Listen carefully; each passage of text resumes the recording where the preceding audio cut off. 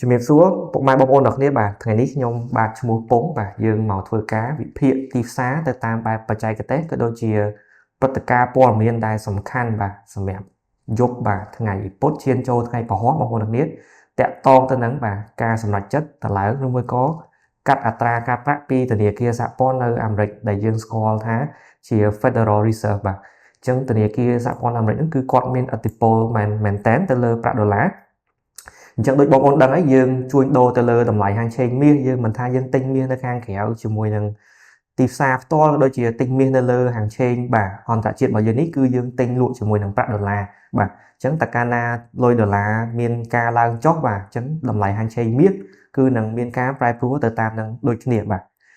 អូខេអញ្ចឹងឥឡូវយើងមកមើលទៅនឹងទីផ្សាររបស់យើងវិញបងប្អូនទាំងនេះបាទអញ្ចឹងតម្លៃហាងឆេងមាសបាទយើងឃើញថាវាបើកផ្សារមកបាទព្រឹកមិញនេះបាទគឺបានឡើងដល់តម្លៃបាទ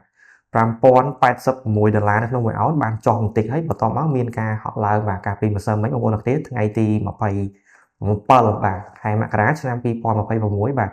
អញ្ចឹងតម្លៃហាងឆេងមាសកាលពីម្សិលមិញនេះបាទគឺមានការងើបឡើងចំនួន$141នៅក្នុង1អោនបន្ថែមទៀតហើយបងប្អូនទាំងគ្នាបាទសម្រាប់កាលពីម្សិលមិញហើយយើងឃើញថានៅថ្ងៃនេះបាទក៏វាចាប់ផ្ដើមមានការប្រែប្រួលកើនឡើងបន្ថែមទៀតហើយតាក់ទងទៅនឹងតម្លៃហាងឆេងមាសរបស់យើងបាទគឺវាបើកផ្សារនៅតម្លៃខាងលើនេះបងប្អូន$5181ក្នុង1អោនបាទបានធ្លាក់ចុះមកដល់តម្លៃបាទ$5156នៅក្នុង1អោនឡើងរហូតទៅដល់តម្លៃខ្ពស់នៅក្នុងថ្ងៃនេះបាទ$5245នៅក្នុង1អោនបាទអញ្ចឹងបើសិនជាយើងគិតពីបំរែបំរួលរបស់វាគឺវាប្រែប្រួលចំនួន89លេខបាទ$89នៅក្នុង1អោនឬបងប្អូនចង់គុណគូជាជីមួយក៏តលឹងបាទគឺប្រែប្រួលចន្លោះប្រហែលជាក្បែរទៅនឹង$100បងប្អូនអរគ្នាក្នុងមួយតម្លឹងបងប្អូនសម្រាប់ហាងឆេងមាសនៅព្រឹកនេះបងប្អូនបាទម៉ោង10:45នាទីកំឡុងពេលដែលខ្ញុំកំពុងតែ live បាទក៏ដូចជាធ្វើវីដេអូវិភាគទៅលើតម្លៃហាងឆេងនេះមាសមួយនេះបាទអញ្ចឹងយើងមកមើលទៅនឹងលំហូរធំបងប្អូនបាទយើងមើលឲ្យឆ្ងាយបងប្អូនឃើញបាទអញ្ចឹងឃើញថាមាសគឺមានការកើនឡើងជាលំដាប់បងប្អូនអរគ្នាបាទជាបន្តបន្ទាប់អញ្ចឹងគឺឡើងយ៉ាងគំហុកមែនតើបងប្អូនបាទអញ្ចឹងមួយខ្យល់វានេះបងប្អូនបាទអញ្ចឹងគឺវាចាប់ដើមកើនឡើងតាំងពីបើយើងមើលបាទមកខ្យល់ដែលវាឡើងច្រើននេះបងប្អូននេះបងឃើញបាទនៅក្នុងរង្វង់នេះបាទអញ្ចឹងមកខ្យល់នេះគឺវាកើនឡើងច្រើនខ្លាំងមែនតើបងប្អូនបាទមិនធម្មតាសម្រាប់តម្លៃហាងឆេងមាសរបស់យើងបាទអញ្ចឹងបើខ្ញុំវាស់ជូនបងប្អូនបាទគឺវាកើនឡើងចំនួនបាទ$900សំទោសបាទ$971នៅក្នុង1អោនបងប្អូនអញ្ចឹងបើសិនជាយើងគុណគូជាទីផ្សារខាងក្រៅក៏មានការកើនឡើងច្រើនដែរបងប្អូនអាចនៅក្នុងចន្លោះរង្វង់ក្បែរ$500ក្នុង1ជីបងប្អូនបាទអញ្ចឹងបច្ចុប្បន្នមាស$600ជាងហើយបាទតាមទីផ្សារហាងឆេងនៅខាងក្រៅណាបើតាមខ្ញុំដឹងបាទអញ្ចឹងយើងមកមើលថាតើទំនោរមាសអាចនឹងប្រែប្រួលទៅលើបន្ថែមទៀតឬមួយក៏បន្តធ្លាក់ចុះសិនបាទបងប្អូនអញ្ចឹងយើងមើលឃើញថាវារត់ស្អាតមែនតើបើខ្ញុំចាប់ទៅតាមបច្ចេកទេសបាទគឺវារត់ទៅក្នុងគេថាបន្ទាត់ trend line មួយល្អខ្លាំងមែនតើបងប្អូនបាទអញ្ចឹងគឺវាព្យាយាមបាទអញ្ចឹងបន្ទាត់ហ្នឹងគឺយើងស្ទង់អំពីលំហូររបស់ទីផ្សារបងប្អូនឃើញបាទវាចុះមកប៉ះឡើងនេះម្ដងបងប្អូនបាទ2ដងបាទ2ដងហើយបាទលើកទី3បាទអញ្ចឹងខ្ញុំជាការរំពឹងទុករបស់ខ្ញុំបាទខ្ញុំសង្ឃឹមថាបាទខ្ញុំរំពឹងទុកថាបាទមាសវាអាចនឹងបន្តតម្លាក់ខ្លួនចុះមកដល់ក្នុងតំបន់នេះបងប្អូនមុននឹងវាធ្វើការងើបឡើងទៅវិញបាទអានេះគឺជាការវិភាគទៅតាមទីផ្សារបាទទៅតាមបច្ចេកទេសទេបងប្អូនប៉ុន្តែទោះជាយ៉ាងណាតម្លៃហាងឆេងមាសគឺយើងមិនអាចដឹងមុនទេដោយសារតែមាសគឺជាគេហៅថាsafe haven asset បងប្អូនគឺជាវត្ថុដែលមានតម្លៃលោហៈធាតុមានតម្លៃអញ្ចឹងតម្លៃវាឡើងចុះគឺអាស្រ័យទៅតាមបាទព្រឹត្តិការណ៍សេដ្ឋកិច្ចព័ត៌មានធំដែលបានកើតឡើងនៅជុំវិញពិភពលោករបស់យើងដែលរុញច្រានឲ្យតម្លៃវាបាទមានការកើនឡើងបងប្អូនបាទអញ្ចឹងតកតទៅនឹងសេដ្ឋកិច្ចបងប្អូនបាទគឺមួយរយៈនេះគឺមានបញ្ហាច្រើនមែនទែនតកតនឹងសហរដ្ឋអាមេរិកជាមួយនឹងអឺរ៉ុបបាទខាងអ៊ីរ៉ង់សង្គ្រាមរុស្ស៊ីអ៊ុយក្រែនគឺកត្តាទាំងអស់នេះហើយដែលជំរុញឲ្យហាងឆេងមាសរបស់យើងគឺប្រែប្រួលបាទគួរឲ្យកត់សម្គាល់បាទអញ្ចឹងយើងកលែកមកមើលតកតទៅនឹងទិន្នន័យបាទតារាងទិន្នន័យសេដ្ឋកិច្ចរបស់យើងវិញអញ្ចឹងនៅយប់នេះបងប្អូនបាទក៏មានព័ត៌មានមួយដែលសំខាន់ដែរសម្រាប់ទីផ្សារឆេងមាសអញ្ចឹងបើសិនជាបងប្អូនចង់ទិញលក់មាសបាទអញ្ចឹងបងប្អូនគួរតែអត់មើលទៅនឹងព័ត៌មានយប់នេះសិនបាទអញ្ចឹងបើសិនជាព័ត៌មាននេះបាទចេញមកគឺនឹងធ្វើឲ្យតម្លៃទីផ្សារមាសរបស់យើង ហើយនឹងមានការប្រែប្រួលបាទអញ្ចឹងនៅក្នុង website បាទ Forex Factory មួយនេះបាទអញ្ចឹងយប់បាទថ្ងៃពហុបងប្អូនបាទទី29បាទម៉ោង2យប់បាទម៉ោង2យប់បាទនៅស្រុកខ្មែរយើងបាទម៉ោងនេះគឺនៅស្រុកខ្មែរយើងព័ត៌មានគឺចេញពីលុយដុល្លារបងប្អូនឃើញបាទនៅខាងស្ដាំដៃនេះបាទគឺលុយដុល្លារបាទតាក់ទងទៅនឹង Federal Fund Rate បាទការសម្រេចចិត្តទម្លាក់ឬមួយក៏តម្លើងអត្រាការប្រាក់ពីធនាគារសហព័ន្ធនៅអាមេរិកបងប្អូនបាទអញ្ចឹងព័ត៌មាននេះនៅយប់នេះបងប្អូនបាទយប់ថ្ងៃពុធឈានចូលថ្ងៃពហុបងប្អូនម៉ោង2រំលងទៀតបាទអញ្ចឹងសម្រាប់អត្រាការប្រាក់បាទបងប្អូនមើលឃើញនៅកន្លែងនេះបាទអញ្ចឹងសម្រាប់បច្ចុប្បន្ននេះនៅខាងសហរដ្ឋអាមេរិកធនាគារសហព័ន្ធគឺ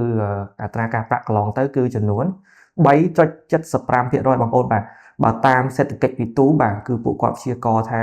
អត្រាការប្រាក់គឺมันមានការដំឡើងមួយក៏ទម្លាក់ចុះទេបាទអញ្ចឹងយើងចាំអត់មើលជាក់ស្ដែងនៅកន្លែងទិន្នន័យកន្លែង actual នេះបងប្អូនបាទអញ្ចឹងម៉ោងប្រហែលដែរទៅវាចេញផ្សាយបាទគឺនៅម៉ោង2យប់នេះបាទរំលងអត្រានេះបាទអញ្ចឹងបើសិនជាទិន្នន័យចេញមកដូចទៅនឹងការព្យាករណ៍បងប្អូនបាទដូចទៅនឹងការព្យាករណ៍បាទ 3.75% ចឹងខ្ញុំរំពឹងទុកថាតម្លៃហាងឆេងមាសរបស់យើងបាទនៅក្នុងថ្ងៃនេះគឺ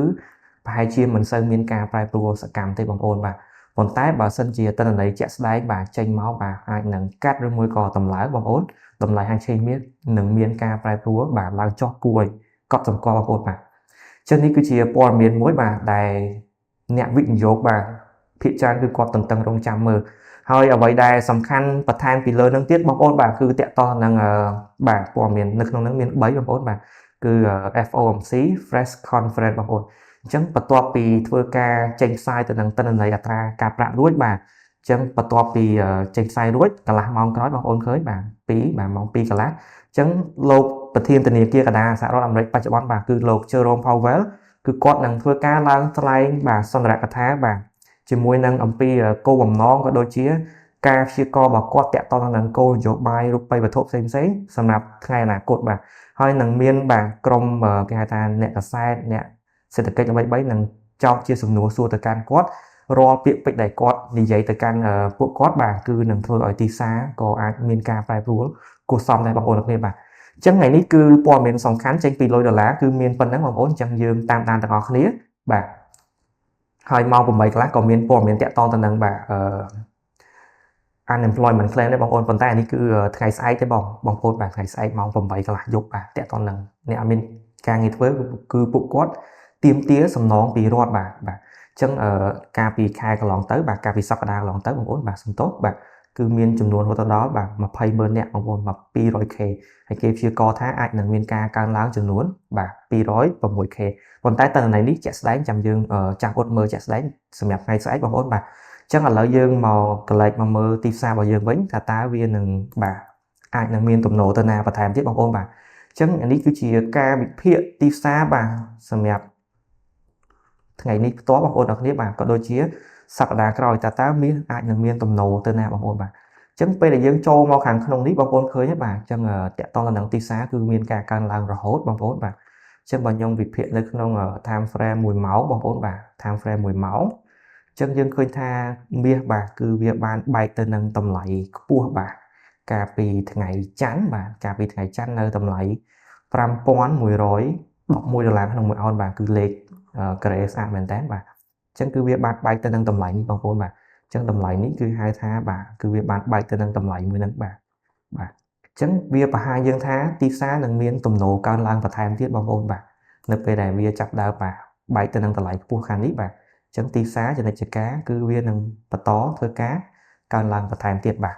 នេះគឺជាការវិភាគទីផ្សាររបស់ខ្ញុំបាទអញ្ចឹងខ្ញុំរំពឹងទុកបាទជាការរំពឹងទុករបស់ខ្ញុំរំពឹងទុកថាតម្លៃហាងឆេងមាសបាទបច្ចុប្បន្ននេះបាទនៅតម្លៃ4សំទោសបាទ 5,240 នេះអាចនឹងធ្វើការទម្លាក់ខ្លួនបាទទម្លាក់ខ្លួនសិនបាទមុនហ្នឹងបាទចាប់ដើមងើបឡើងទៅលើបន្ថែមទៀតបងប្អូនបាទអញ្ចឹងនេះគឺជាការវិភាគទីផ្សារបងប្អូនបាទទៅតាមបច្ចេកទេសទៅតាមបាទអ្វីដែលខ្ញុំបានឃើញបាទតាក់ទងទៅនឹង structure របស់មាសបាទអញ្ចឹងជាធម្មតាបងប្អូនបាទមាសគឺកើនឡើងខ្ពស់មែនតើមិនថាបងប្អូនជួញដូរបាទ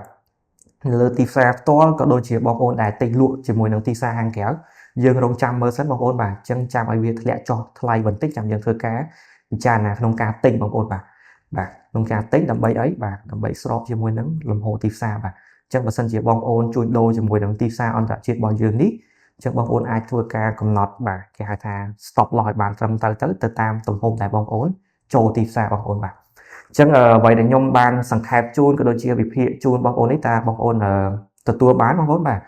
ចឹងបើសិនជាបងប្អូនបាទតាក់ទងទៅនឹងមានចម្ងល់ផ្សេងៗក៏ដូចជាបាទចង់ទទួលបានការប្រឹក្សាយោបល់ទៅលើតម្លៃហាងឆេងមាសជាមួយនឹងទីផ្សារអន្តរជាតិបាទជាមួយក្រុមហ៊ុន AlphaGo Future របស់យើងផ្ទាល់បងប្អូនអាចធ្វើការបាទតាក់ទងមកកាន់ក្រុមការងាររបស់យើងដែលយើងនឹងដាក់ link នៅខាងលើបាទវីដេអូមួយនេះដើម្បីទទួលបានការប្រឹក្សាយោបល់បន្ថែមតាក់ទងទៅនឹងការទិញលក់ជាមួយនឹងទីផ្សារក៏ដូចជាប្រឹក្សាទៅលើតម្លៃហាងឆេងមាសបាទដើម្បីទាញយកផលចំណេញប្រចាំថ្ងៃពីទីផ្សារអន្តរជាតិមួយនេះបាទអញ្ចឹងសម្រាប់វីដេអូនេះគឺមានប៉ុណ្ណឹងបងប្អូនអរគ្នាបាទជូនពរឲ្យបងប្អូនអរគ្នាទទួលបានផលចំណេញគ្រប់គ្នាហើយទទួលគេហៅថាបាទធ្វើការរកស៊ីបាទជូនពរឲ្យបងប្អូនជោគជ័យបាទអរគុណច្រើនអ្នកនរគ្នាសម្រាប់ការតាមដានទស្សនាវីដេអូមួយនេះបាទបើសិនជាអ្នកនរគ្នាមានចម្ងល់បន្ថែមអាចតាក់ទងមកកាន់ Telegram របស់ក្រុមការងារយើងបាទអរគុណច្រើនបាទជំរាបលា